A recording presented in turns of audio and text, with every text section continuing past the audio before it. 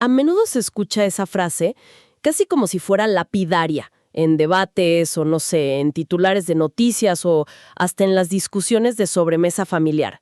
Esa frase de "la ciencia dice". Uy, sí. Como si fuera un juez que acaba de golpear el estrado, ¿no? Dictando una sentencia inamovible. Exacto, se pronuncia como buscando un cierre definitivo a la conversación, asumiendo que, bueno, que la ciencia entrega verdades talladas en piedra y ya está. Pero, ¿qué pasaría si descubriéramos que la fuerza de la ciencia moderna se basa exactamente en lo opuesto? Es una pregunta buenísima. O sea, ¿qué pasaría si el gran motor del conocimiento humano funcionara asumiendo que absolutamente todo, sin ninguna excepción, puede ser refutado? Es que es un cambio de paradigma brutal. Y ese es precisamente el núcleo de nuestro análisis a fondo de hoy. Vamos a desempacar unos materiales de clase fascinantes del profesor William Castillo González de la Universidad de Ciencias Empresariales y Sociales, la UCES, sobre la metodología de la investigación científica. Así es. Y la misión de esta charla, para quienes nos escuchan hoy, ya sean estudiantes preparándose para un examen o simplemente mentes curiosas, es comprender, de forma profunda pero muy clara, cómo la ciencia organiza el conocimiento. Y las herramientas exactas que usa, ¿verdad? Totalmente. Las herramientas que utiliza para interrogar a la realidad empírica. Y sobre todo, desarmar ese gran mito sobre la objetividad pura, pero sin abrumarnos con jerga incomprensible. Como si estuviéramos en una clase, pero en confianza. Me encanta. Porque se asume socialmente que la investigación científica fabrica certezas absolutas, cuando en realidad es, digamos, un mecanismo diseñado para estructurar la duda rigurosa. Creemos que el objetivo es confirmar dogmas, pero su verdadero poder está en cuestionarlos todo el tiempo. Es una paradoja brillante, la verdad, y muy contraintuitiva. Pero para lograr esa claridad que buscamos, es fundamental no saltar directamente a las herramientas de laboratorio. A ver, antes de saber cómo investigar, hay que delimitar qué se está investigando. Claro, trazar el mapa del territorio primero. Exacto. Hay una frontera primordial que divide todo el conocimiento humano en dos grandes reinos, y entenderla es vital para saber en qué terreno estamos parados. Estamos hablando de la división entre las ciencias formales frente a las ciencias fácticas. A ver, las ciencias formales suenan como a matemáticas puras, ¿no? Como a pizarrones gigantes llenos de ecuaciones incomprensibles. Entran exactamente ahí, sí. La distinción clave es su objeto de estudio. O sea, las ciencias formales no estudian el mundo físico real, ni los procesos naturales. Estudian conceptos abstractos entonces. Justamente, formas que están vacías de contenido empírico o material. Hablamos de la lógica pura y de la matemática. Sus verdades se demuestran de manera totalmente teórica a través de la deducción. No necesitan salir a la calle para comprobarse. O sea, sería como estudiar las reglas abstractas del ajedrez. Ajá, me gusta esa imagen. Universo, ¿no? Un caballo se mueve en L. Y eso es verdad, independientemente de si la pieza está tallada en madera, si es de plástico barato o si es solo un código de computadora en una pantalla. La regla es cerrada y, bueno, no depende ni del clima ni del material. Es una analogía perfecta, porque por el otro lado, las ciencias fácticas serían como salir a analizar cómo juega realmente la gente un partido de fútbol en un parque de barrio un domingo por la tarde. Donde entran a jugar el viento, el barro, el cansancio muscular de la gente. Y mil variables impredecibles más. Exacto. Las ciencias fácticas provienen del latín factum, que significa hecho, y lidian con esa realidad empírica y desordenada. Necesitan la observación y la experimentación porque estudian hechos, procesos y entidades que, digamos, existen independientemente de la mente humana. Y dentro de este terreno tan impredecible de las fácticas, tengo entendido que hay otra división que es súper importante, porque no es lo mismo observar cómo interactúan dos compuestos químicos súper controlados en un vaso de precipitados. Claro, a observar cómo interactúan 2 millones de personas durante una crisis económica masiva. Exacto. Son niveles de caos muy diferentes. Totalmente. Por eso las ciencias fácticas se subdividen en ciencias naturales y ciencias sociales o humanas. Las naturales se enfocan en los fenómenos del universo material, cosas que en gran medida podemos intentar, bueno, aislar y controlar en un laboratorio, como la física, la química, la biología. Ajá. Y las sociales. Por el contrario, las ciencias sociales y humanas abordan estructuras que son infinitamente más complejas. Las relaciones humanas, la economía, la cultura, hasta la dimensión espiritual o psicológica. Y para abarcar esta inmensidad, instituciones de investigación como el CONICET, por ejemplo, organizan todo este universo en grandes áreas. Que son como cajones enormes de conocimiento, ¿no? Sí, grandes categorías. Tienen las ciencias agrarias, de la ingeniería y de materiales. Luego están las ciencias biológicas y de la salud, las ciencias exactas y naturales, y finalmente, las ciencias sociales y humanidades. Y entiendo que el material también menciona que incluso las artes tienen su propio lugar indispensable como una forma válida de indagación de la experiencia humana, ¿verdad? Sí, 100%. No se quedan fuera del mapa del conocimiento. Pero a ver, históricamente siempre ha habido una especie de jerarquía invisible aquí. O sea, las ciencias naturales experimentales siempre se subieron a un pedestal enorme en la sociedad. Se las tomó como el estándar de oro, asumiendo que eran el único modelo válido de rigor por su aparente objetividad inmaculada. Uy, sí. El famoso espejismo del positivismo. Y el material de clase del profesor Castillo González aborda esta crítica de una manera muy frontal y pedagógica. Porque la idea de datos puros es un mito, ¿no? Exactamente. Durante mucho tiempo dominó la creencia de que hacer ciencia consistía básicamente en observar datos puros de la naturaleza. Se creía que si un investigador era lo suficientemente cuidadoso y metódico, podía extraer información del universo sin aplicar ningún filtro humano. Como si la persona que investiga fuera una cámara fotográfica pasiva que solo registra objetivamente en los píxeles que tiene enfrente sin opinar. Tal cual. Pero la filosofía de la ciencia moderna demolió esa idea por completo. Hoy se entiende que los datos puros sencillamente no existen de forma aislada. Todo dato empírico que un científico observa está contaminado, por así decirlo, por la teoría previa que ese investigador ya tiene en la cabeza. Claro, el que busca encuentra, dicen. Exacto. Quien mira a través de un microscopio sabe qué buscar y cómo interpretar esa mancha borrosa que está viendo, precisamente porque ya tiene una teoría celular operando como una lente en su cerebro. Si no, solo vería manchas. Además, áreas como la propia biología o la neurociencia nos demuestran constantemente que nuestra percepción subjetiva, difiere bastante de la realidad física. Nuestros propios sentidos nos engañan todo el tiempo. Así es, entonces si sabemos que observamos el mundo fáctico a través de un filtro cerebral que es imperfecto y encima lleno de teorías preexistentes, ¿cómo demonios se conectan esos datos sueltos de manera lógica? Tiene que haber un andamiaje súper robusto para evitar que la investigación sea solo, un montón de opiniones muy educadas chocando entre sí. Esa es la pregunta del millón. Y la respuesta es que ese andamiaje es una caja de herramientas de razonamiento empírico sumamente estricta.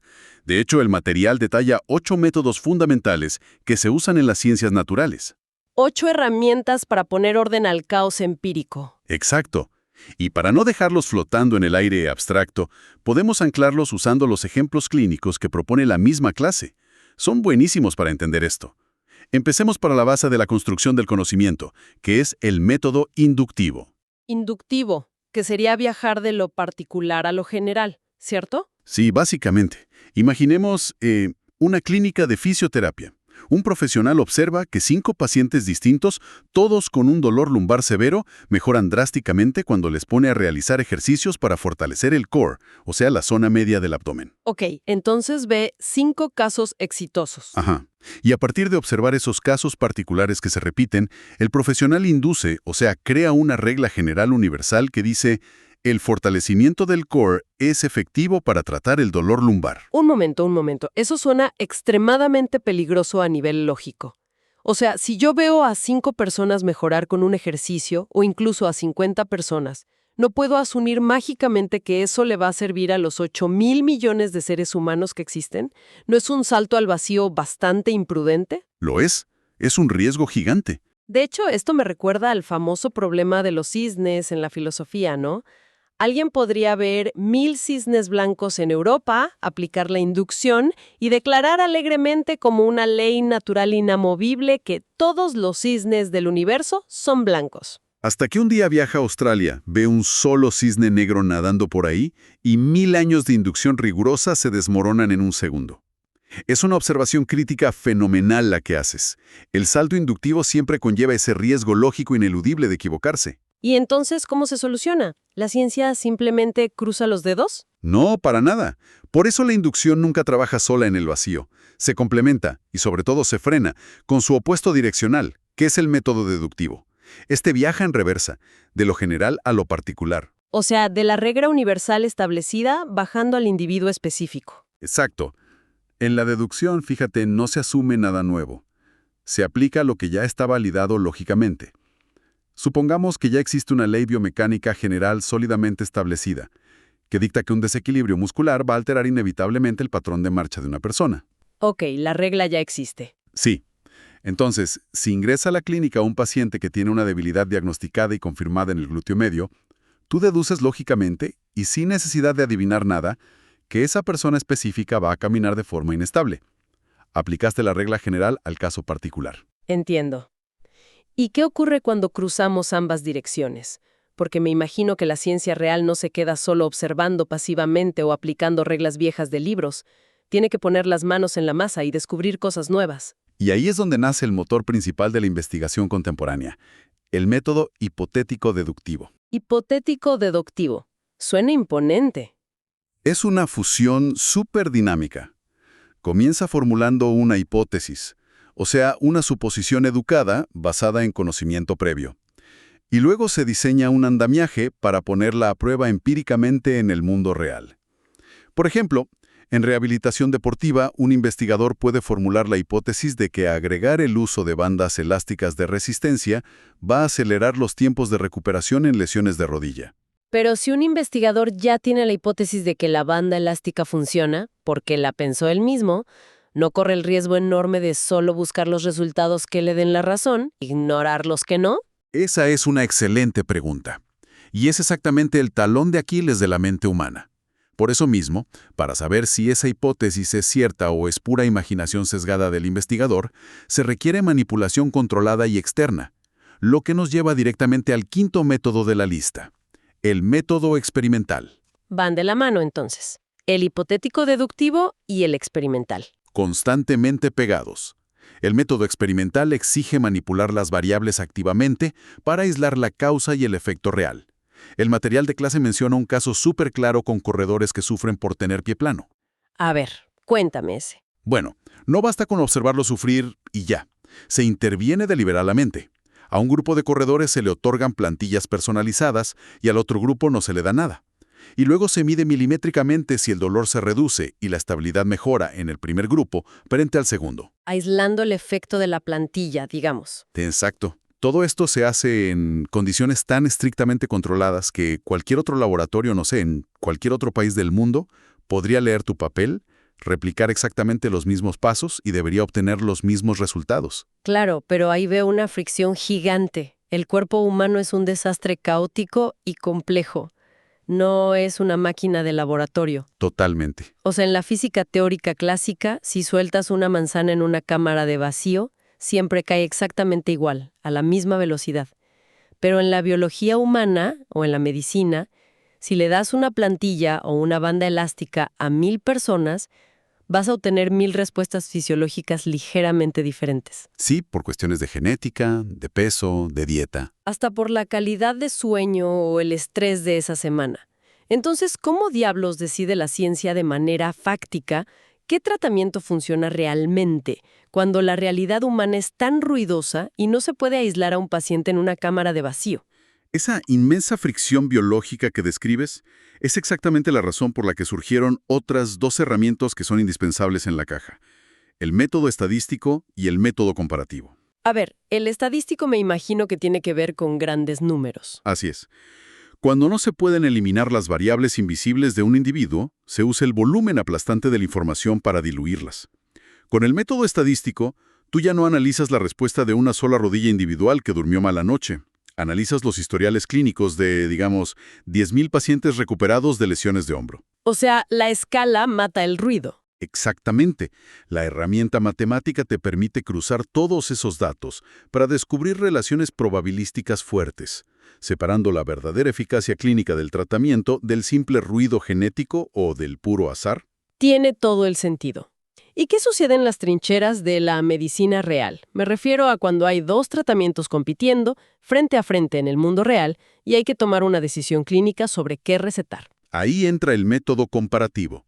Este método identifica minuciosamente las similitudes y diferencias para tomar decisiones basadas en evidencia directa, no en corazonadas.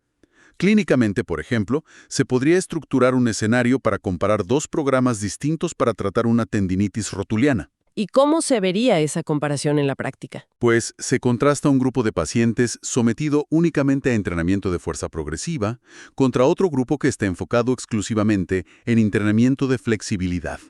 La comparación rigurosa de ambos resultados revela empíricamente qué intervención arroja los mejores indicadores de recuperación para esa lesión específica. Es como hacerlos pelear en un ring controlado para ver quién gana empíricamente. Jaja, un poco sí, pero fíjate en un detalle. Hasta ahora estamos aplicando herramientas a partes muy específicas de la persona. Un hombro por acá, una rodilla por allá, un músculo aislado. Es verdad. Siento que en la ciencia médica existe un peligro latente de hiperespecialización, de concentrarse tanto en mirar las hojas de un árbol con un microscopio electrónico que el investigador se olvida por completo de que está metido dentro de un bosque que tal vez se está incendiando. El reduccionismo extremo, claro. Ver la rodilla pero no al paciente completo. Y el reduccionismo es una trampa metodológica letal, muy letal, especialmente en biología y medicina. Para contrarrestar esa miopía, la ciencia emplea el séptimo método, el método sistémico. Sistémico, de mirar al sistema como un todo. Así es. Esta lente te obliga a dejar de mirar las partes aisladas y exige analizarlas como integrantes inseparables de un todo que está profundamente interconectado. El profesor Castillo González lo ilustra de maravilla con el tema de la alineación de la columna vertebral. A ver, ¿cómo funciona el método sistémico en la columna?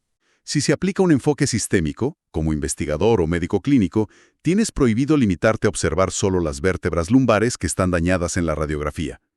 El método te exige entender cómo esa desviación estructural pequeña repercute en cadena por todo el cuerpo. Claro, porque el cuerpo compensa, ¿no? Exactamente.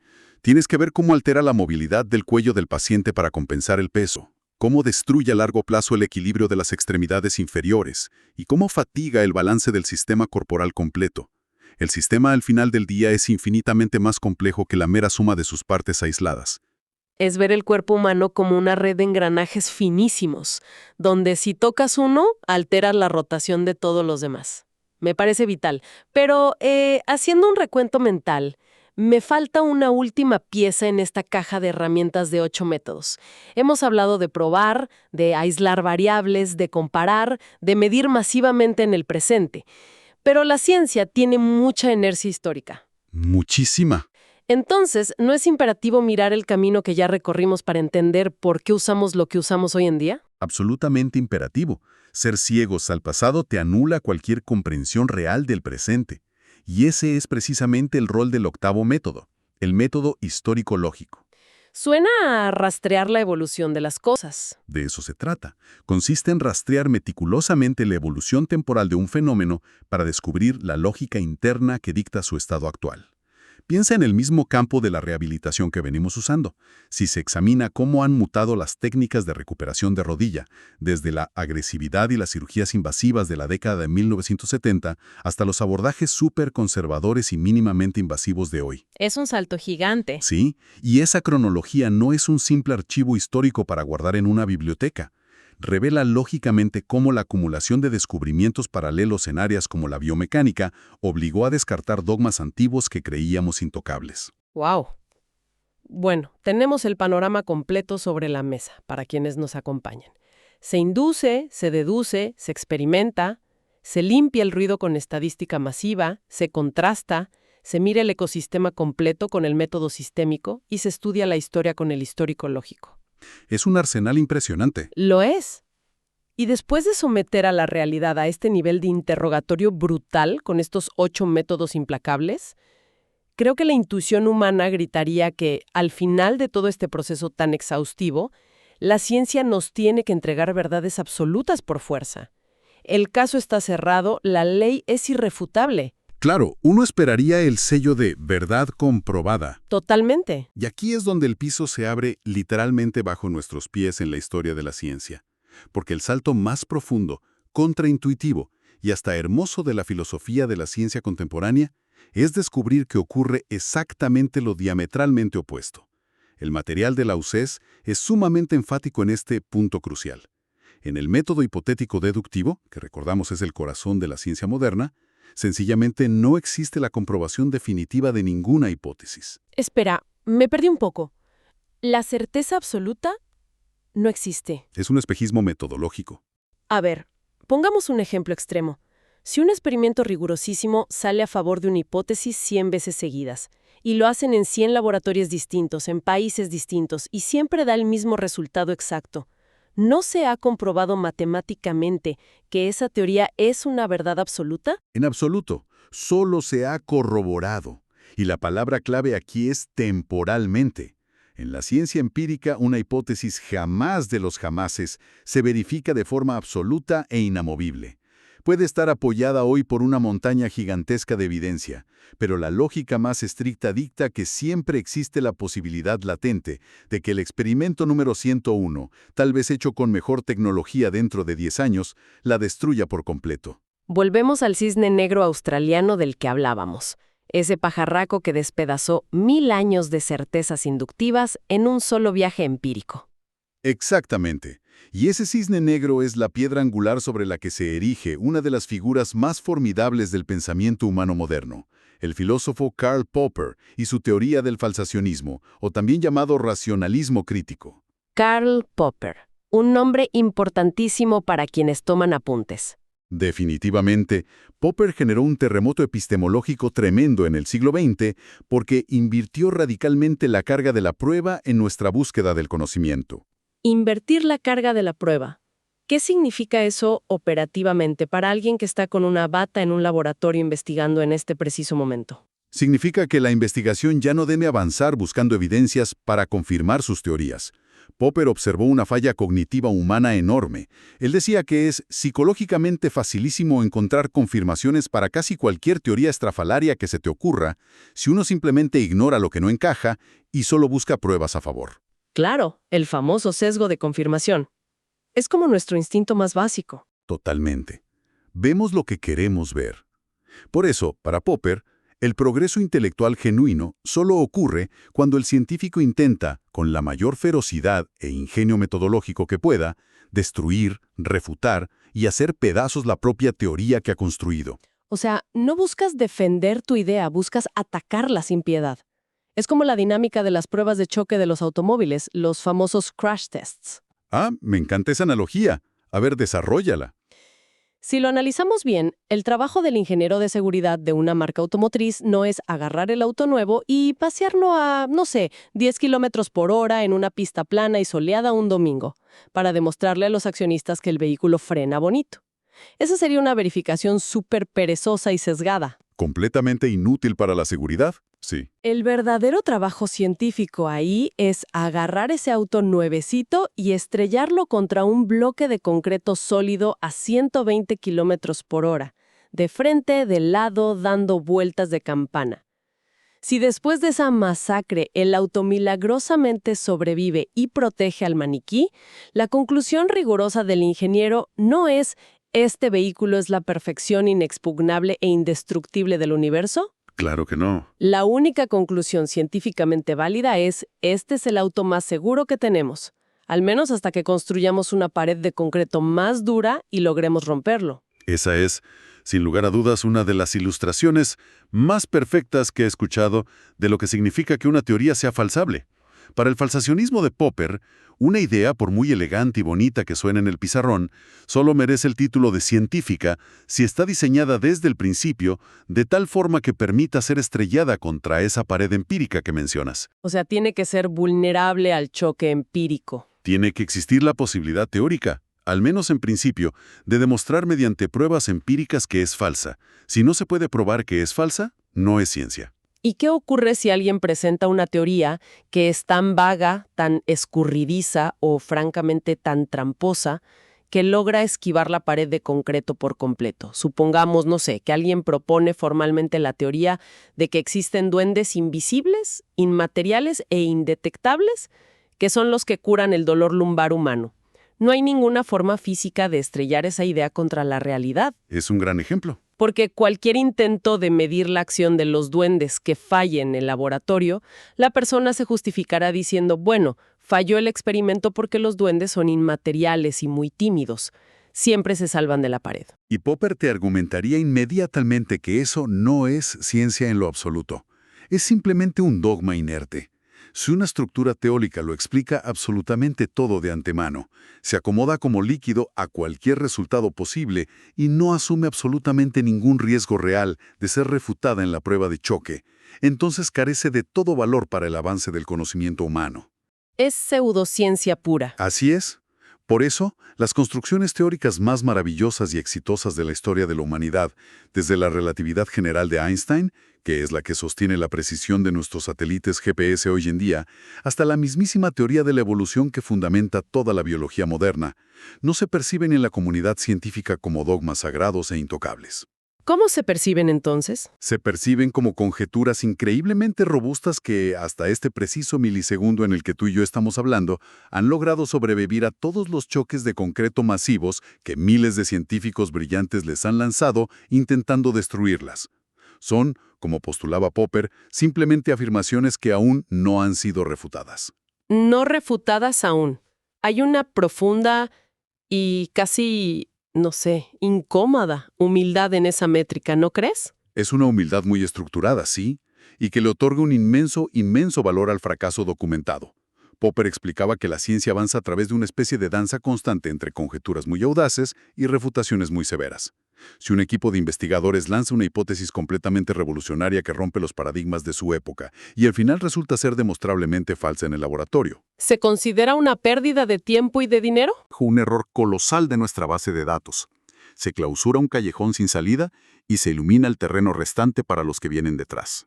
Claro, se gana terreno aprendiendo exactamente por dónde no se debe caminar en la oscuridad. No se avanza amontonando verdades inamovibles como si fueran ladrillos. Se avanza eliminando metódicamente la ignorancia a través del error. Qué manera tan hermosa de verlo. Y ese, creo yo, es el mayor triunfo pedagógico de los textos que hemos analizado hoy de la universidad. Si la gente que nos escucha mira el mapa conceptual completo que hemos recorrido, la narrativa es realmente fascinante y muy clara. Sí, empezamos entendiendo la división esencial entre las ciencias formales y las fácticas. Aceptando esa incomodidad inicial de que, al observar el mundo natural y social, la pureza total de los datos empíricos sencillamente no existe, porque siempre estamos mirando a través de los anteojos empañados de nuestras propias teorías previas. Y luego vimos que precisamente porque somos observadores falibles con lentes empañados, necesitamos una caja de herramientas implacable, ¿no? Esos 8 métodos que desglosamos, que van desde saltar lógicamente de lo particular a lo general hasta, bueno, aislar variables con plantillas de pie o masajear montañas de datos con estadísticas masivas para sortear el inmenso caos de la biología. Y obligamos a ver el sistema humano completo sin olvidar la historia que nos trajo hasta aquí. Para finalmente, como gran cierre, desembocar en la revelación popperiana. Entender de una vez por todas que la colosal arquitectura metodológica del método hipotético-deductivo no persigue el espejismo infantil de dictar certezas absolutas, sino perfeccionar día tras día nuestro sistema de demolición de errores. Y creo que el valor de comprender estas mecánicas trasciende por muchísimo el simple hecho de aprobar un examen de epistemología o de metodología de la investigación. Se trata de instalar en nosotros un modelo mental que hoy en día te diría opera como una herramienta crítica de supervivencia intelectual. Sin duda alguna, especialmente hoy. Vivimos en una era digital que está completamente saturada de información hiperprocesada, de creadores de contenido que literal monetizan la indignación y de figuras públicas que intentan vender certezas absolutas en píldoras de 30 segundos en redes sociales. En este contexto, comprender el rigor científico es un escudo protector. Te enseña a interrogar tus propios sesgos y a preguntarte siempre frente a un postulado, ¿bajo qué condiciones exactas aceptarías que esta afirmación es falsa? Y si la respuesta oculta de la persona que te habla es «bajo ninguna circunstancia», la alarma de pseudociencia debe sonar de inmediato. La duda estructurada y metódica es, y yo creo que seguirá siendo, el antídoto más poderoso contra el engaño. Tanto el engaño que viene de afuera como el autoengaño que nos imponemos nosotros mismos por comodidad. 100%. Y bueno, queda una reflexión final sobre la mesa a partir de todo este andamiaje conceptual que armamos hoy. Si la investigación científica, que es por un inmenso margen el sistema colectivo más riguroso, exitoso, sofisticado y autocorregible que ha inventado nuestra especie, para descifrar los misterios desde las galaxias hasta las células del cuerpo humano, Ajá. si esa inabarcable maquinaria de inteligencia opera enteramente bajo la humildad fundacional de aceptar que sus leyes más preciadas podrían demostrarse falsas mañana por la mañana debido a nueva evidencia, ¿qué revela eso sobre la abrumadora y a veces, francamente, ridícula terquedad con la que la mayoría de los seres humanos defendemos nuestras opiniones cotidianas? Uf, es un golpe directo al ego. ¿Verdad que sí? O sea, ¿con qué ferocidad defendemos nuestras posturas ideológicas o creencias personales en cualquier discusión casual? Si el andamiaje intelectual que llevó a la humanidad al espacio está dispuesto a estrellar gustosamente sus mejores teorías contra una pared de concreto para ver si se rompen, ¿por qué nos da tanto pánico paralizante a nosotros que nuestras propias opiniones sufran el más mínimo rasguño? Esa es una pregunta durísima. Y es el desafío intelectual supremo para llevarse y aplicar fuera de la universidad y fuera del laboratorio. Absolutamente. Y con esa bomba mental llegamos al final de este análisis a fondo. Muchísimas gracias por acompañarnos en esta exploración detallada. Hasta la próxima y ya saben, sigan dudando metódicamente.